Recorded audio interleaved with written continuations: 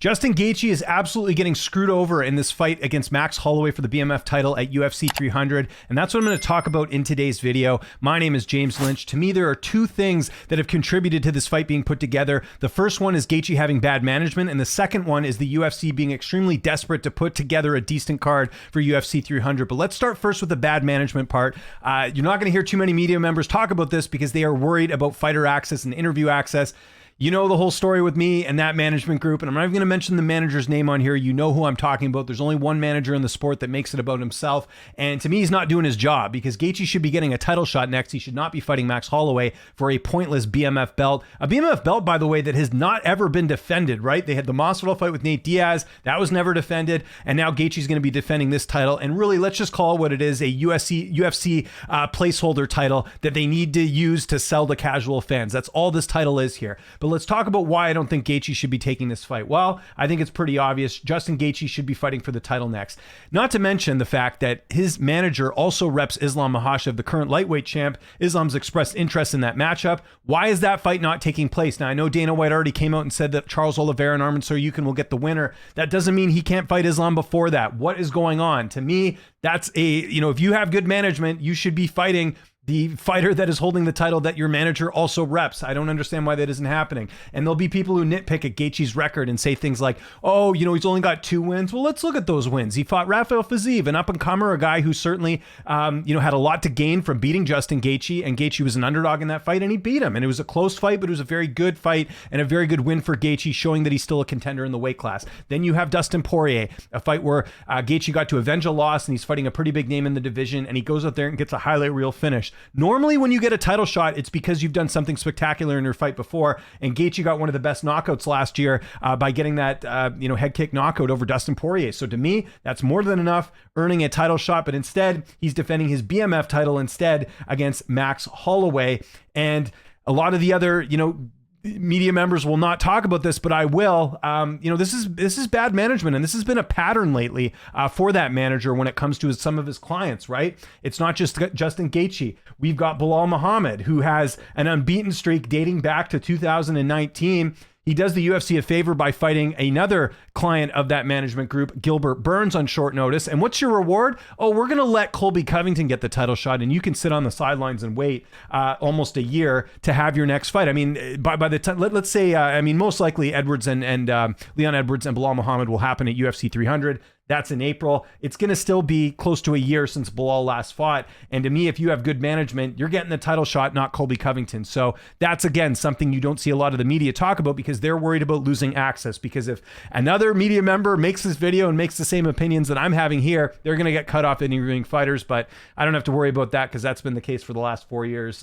So yeah, that's basically my thoughts, is that, his clients as of late, and not just Belal, how about Beneil Dariush as well? You're supposed to fight Islam Makhachev for the, a big opportunity here. He fights Gamrot in a fight that I think people were counting him out. He beats Gamrot and then did not get a title shot. Like, to me, he was already scheduled against Islam back in 2022. He had an injury. Why would he then not get that title shot? He did a favor by fighting Gamrot. He gets the win, but that's not enough to get a title shot. Instead, he has to fight Oliveira and he gets finished. And then you would think after such a devastating loss that maybe they give Dariush someone a little bit easier in terms of opposition, right? I know he's ranked high in the division, but you figured they could have helped him out a little bit, maybe someone ranked a little bit lower. But they give him Arman Tsarukyan, who's, in my opinion, one of the toughest matchups in that weight class. And what happens? He gets finished in the first round. Dariush's career might be close to over at this point if he loses another fight by finish.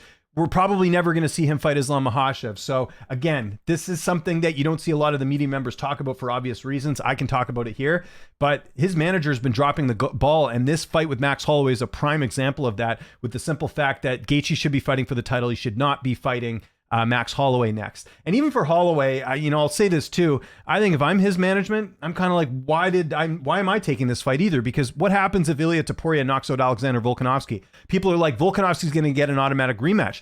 If Ilia Topuria knocks out Alex Volkanovski, do you think he'll fight again this year? Do you think he'll fight anywhere close to the time they fought before? Probably not. That's where Max Holloway could insert himself in and get a title shot, because even though Holloway's had a ton of title opportunities, he's still the former featherweight champion. Him and Topuria would make absolute sense, and it's a fresh matchup. So I also have to talk a little bit, because people are going to call me biased, of course. I don't care.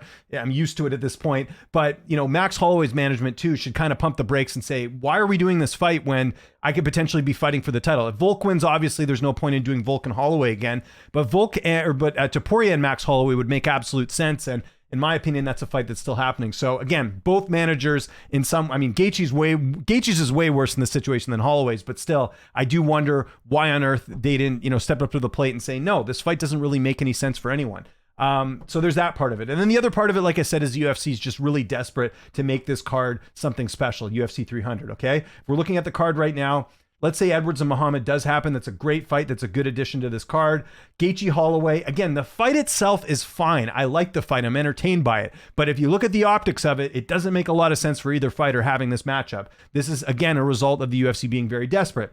Prohaska and Rakic, good fight. Oliveira Saryukin, my favorite fight of the card. Then you got the other title fight with Zhang and Weili Zhang and Yan Shonan. And then outside of that, yeah, there's a lot of like fun fights here, like Bobby Green and Miller, Figueiredo Garbrandt. You got Bo Nickel on the card. Cater Sterling's kind of a weird fight, but I'm kind of into it here. But let's be honest here, for the 300th event, looking at this card as it stands right now, it's a good pay-per-view. It's not a great pay-per-view. It's not a memorable pay-per-view as it stands right now.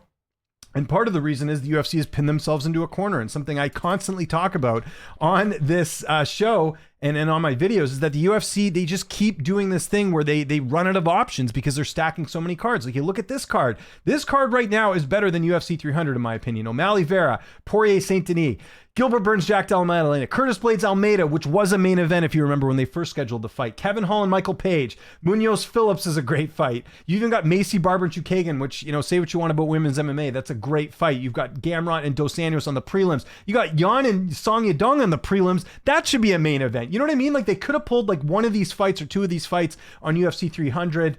It just doesn't make a lot of sense in terms of why they're, not pulling out more stops to make this happen. You could even go back to UFC 298 here. I mean, even that card's got a little bit more firepower in terms of some of the stuff they could do. Like Whitaker and Costa, they could have put that on the card. Merab and Cejudo could have been put on there. Jeff Neal, Ian Gary. So what the UFC's doing is, obviously they need to make some of these pay-per-views good. And we're just coming off a pay-per-view, by the way, UFC 297, that they made no effort in replacing some of those bigger fights like Alexander Rakic and Jan Blachowicz, or Dominic Reyes and Carlos Ulberg. They're just like, yeah, Toronto, just have this card. And instead they've gone out and they've actually made these other pay-per-views a little bit better. But as a result, like I said, 300 right now looks like a good card. It's not a great card. And so the UFC has to put on this kind of gimmicky fight here with Gaethje and Holloway just to appease like the casual fans. Because look, again, I'll say it.